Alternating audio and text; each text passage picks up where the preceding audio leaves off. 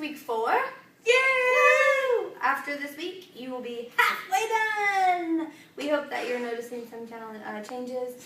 Yeah, that too. Yeah. We hope you're noticing some changes, maybe physically, or maybe just the way that you're looking at your nutrition and your food. If you're looking at the labels more, that kind of thing. Maybe you're looking at your face. No, I'm just kidding. I was going to give it a kiss. I thought that might be a little too much for the video.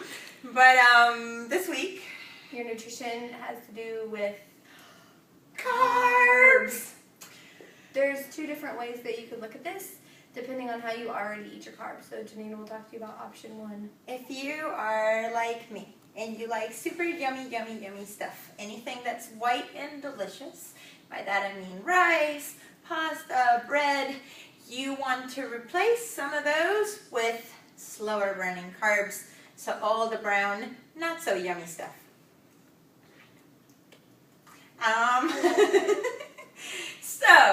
What we're trying to tell you is anything that tastes really, really good and yes, it kills her, but it's the truth. The white stuff tastes better. Anyways,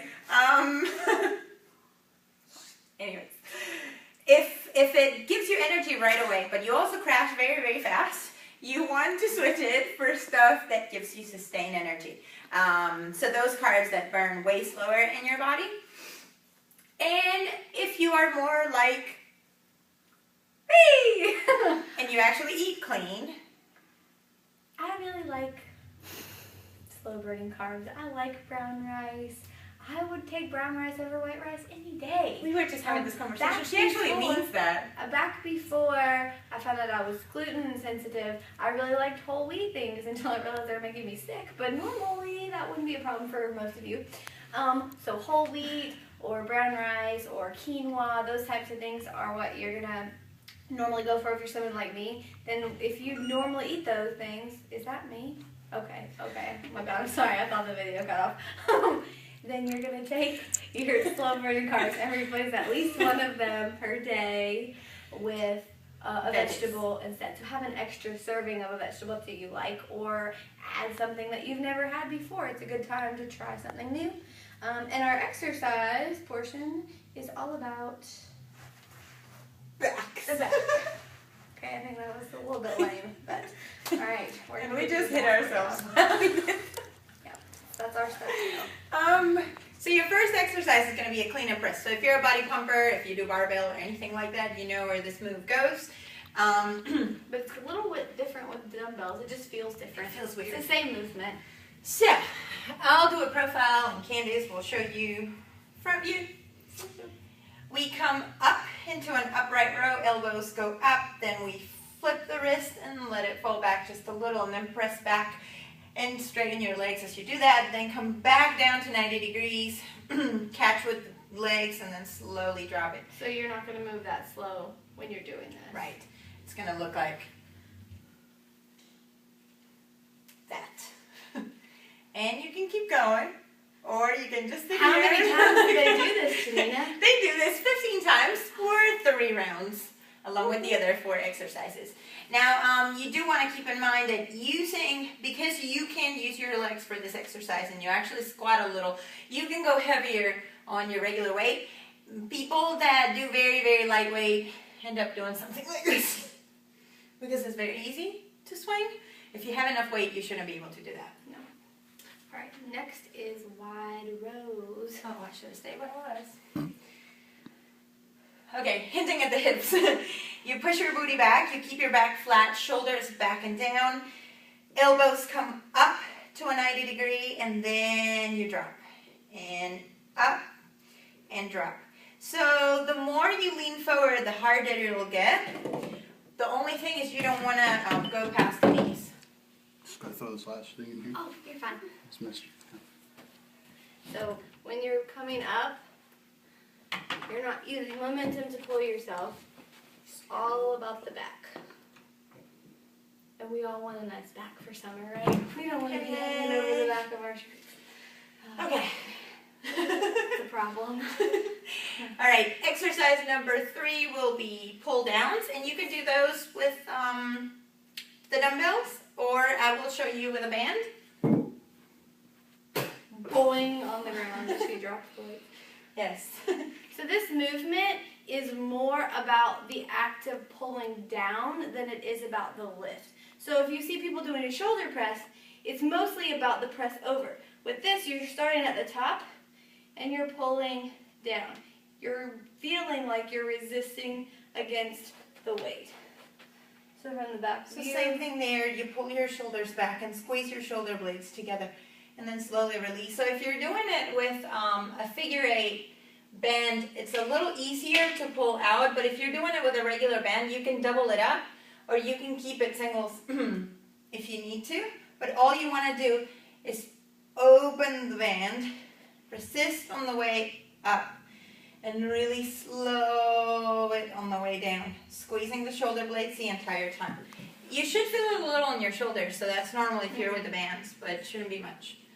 All right, close grip rows. So we like these Because they're for your back boobs. this little thing that we all, well, not we all, The but majority of most us have.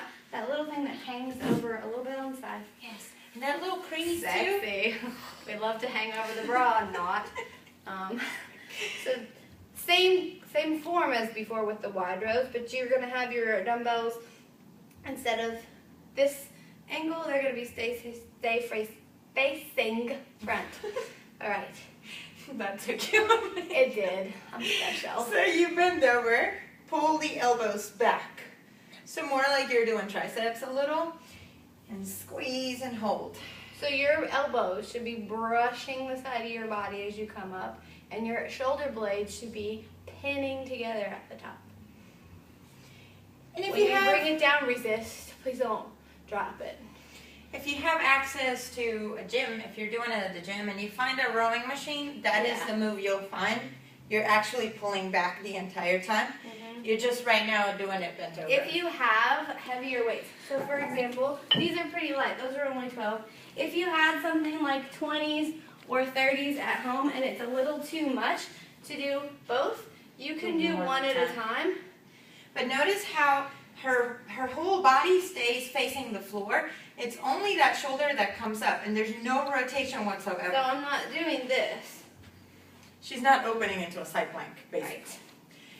And then last but not least, we're going to go without equipment into a little yoga Pilates move.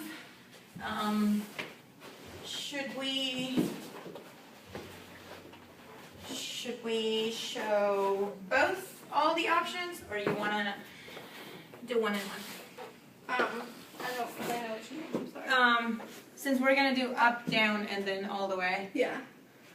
you want one of us to do it each, or you just... We can do both. All right. I'll do hands by your head instead of out in front of you. Okay. So, Candace will go with the low option. I'll give you the high one. The tops of your feet are flat on the mat. Your belly is pulled in tight, so you're not resting on the mat. You keep your neck aligned, which means you're always looking down. Take a deep inhale, and as you exhale, you lift, shoulders come off the mat, chest comes off the mat, but you're still squeezing your shoulder blades together. Your lower body is planted, so my thighs are still flat on the mat, and then I lower. Now that would be half of your exercise. You're the first half. noticing real quick that when we're doing that, we're not looking up at the ceiling. You're Yes. really putting a whole lot of strain on your neck when you do that. Just keep it as your gaze Those are not straight Supermans, by the way. Now, the second portion of the exercise, you can keep the hands in front or you can keep them right by the sides. But what you're going to do is you're going to squeeze your glutes and you're actually going to lift your thighs off the floor. You want to point the toes and try to keep the inner thighs engaged. So you want to squeeze them together as tight as you can. And all the pressure goes to the low back there. And release. Squeeze up and let it go. Now you're going to do another set of 15 of those. And then to end it, if you are comfortable, you're going to do both at the same time. So you're going to squeeze your glutes and squeeze the shoulder blades together and lift up. Chest and thighs come off and release. Chest and thighs come off and release. You can also pull the elbows back, almost into a pull down. You'll realize that you can go up a little higher when you do that. When you get to that 15th one, hold it at the top if you can for at least 15 seconds with the legs and the upper body off the mat. And you can even do a little pulse, and you'll feel Now, it. if you have low back issues, you'll notice this exercise will actually make you sore really soon. It's okay. It's actually recommended for rehab with people that have low back injuries, so it's something really, really safe, but it will cause tension on the low back. So, just so you know. We hope you enjoy it. We hope you do it. Let us know under this one. And have fun with the carb replacement. Woohoo! See ya.